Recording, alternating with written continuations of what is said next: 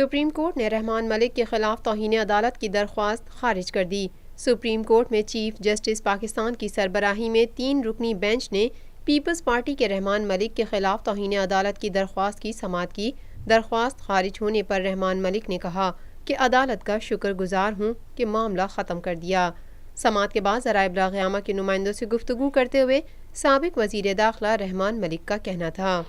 بسم اللہ الرحمن الرحیم۔ آج میں ایک کنٹیمپٹ جو مجھے ملی ہوئی تھی اس سلسلے میں کورٹ میں پیش ہوا، اور یہ کنٹیمپٹ چودھری افتخار فارمر جو ہمارے سپریم کورٹ کے چیف جسٹس صاحب تھے انہوں نے مجھے دی تھی 8 سال پہلے، اور 2 ایلیگیشن مجھ پہ لگائے تھے کہ ایک میں نے اسٹیل مل کی ایک انویسٹیگیشن تھی، اس میں انویسٹیگیشن کا جو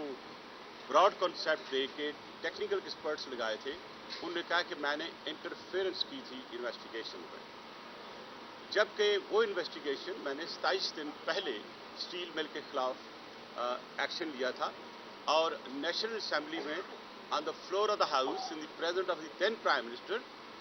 یوسف رضا گیلانی کے کمٹمنٹ دی تھی میں نے کہ میں ایک رپورٹ جامعہ رپورٹ اسٹیل مل کے سلسلے میں اسمبلی کو پیش کروں گا، تو وہ میری مجبوری تھی وہ کرنا، لیکن میں نے کوئی کسی قسم کی انٹرفیئرنس نہیں۔ سابق وزیر داخلہ کا سپریم کورٹ کا شکریہ ادا کرتے ہوئے کہنا تھا، بہرحال میں ان کی اس شو کوز نوٹس پہ جو مجھے chief justice of Pakistan Chaudhry Iftikhar صاحب نے دیا تھا وہ میں لے کے چلا گیا ICA میں، انٹر کورٹ اپیل میں۔ انٹر کورٹ اپیل میں 5 ججز نے میرے حق میں فیصلہ کرتے ہوئے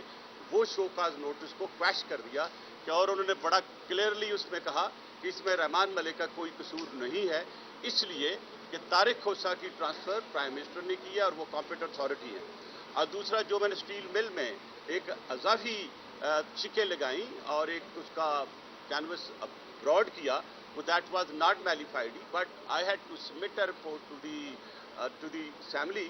اور اسمبلی کا جو بزنس ہوتا ہے، پروسیڈنگز ہوتی ہیں، اس کو کسی صورت میں اگنور نہیں کیا جا سکتا، تو اس کی کوئی انٹرفیئرنس نہیں کر سکتا۔ بہرحال میں شکر گزار ہوں اللہ کا کہ آج مجھے اللہ نے سرخرو دیا، اسی بلڈنگ میں 8 سال میں اس کے لیے چکر لگاتا رہا، آج یہ شو کاز نوٹس کویش ہوا ہے،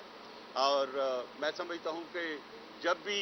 بندے کو جسٹس ملتا ہے تو خوش ہوتا ہے، اور میں نے اس لیے انٹروین کرتے ہوئے میں نے کورٹ کا بھی شکریہ ادا کیا کہ آج 8 سال بعد اس کا فیصلہ ہوا ہے، جبکہ میں آپ لوگ اور یہ دیواریں گواہ ہیں کہ مجھے ہر ہفتے اس اسٹیل مل کی کنٹیمپٹ میں بلایا جاتا تھا، اور جو کچھ کیا جاتا تھا میں اس کو دہرانا نہیں چاہتا ہوں۔ رحمان ملک نے شہریوں پر بے بنیاد مقدمے بنا کر ان سے پیسے بٹورنے والوں کے خلاف قانون بنانے کا مطالبہ کرتے ہوئے کہا، صرف یہ کہوں گا، میں اپیل کروں گا عوام سے بھی اور چیف جسٹس آف پاکستان سے بھی کہ وہ لوگ جو صرف پیسہ بنانے کے لیے اور نہ وکیل ہوتے ہیں